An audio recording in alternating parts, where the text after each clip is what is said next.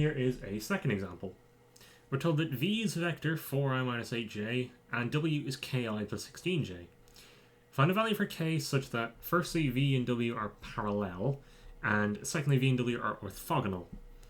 Now orthogonal is another way of writing perpendicular, so when v and w are perpendicular to each other.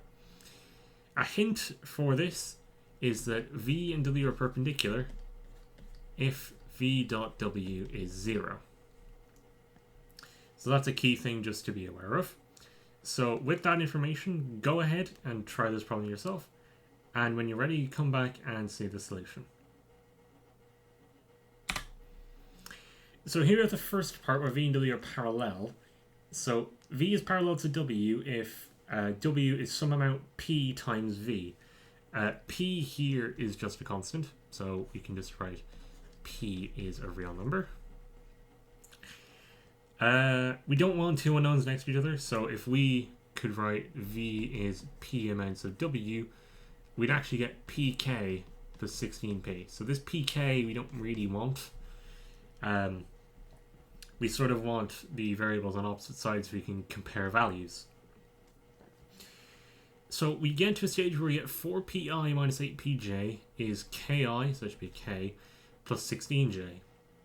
Now comparing coefficients, or not coefficients, but like comparing the components, rather, not coefficients, we get minus 8p is 16, so p is minus 2. And we're told that 4p is k, so k is minus 8 if they are parallel. Now what does this look like on a coordinate grid? Or on the vector plane? So 4i minus 8j be roughly down here. And minus 8i plus 16j it would be somewhere up here.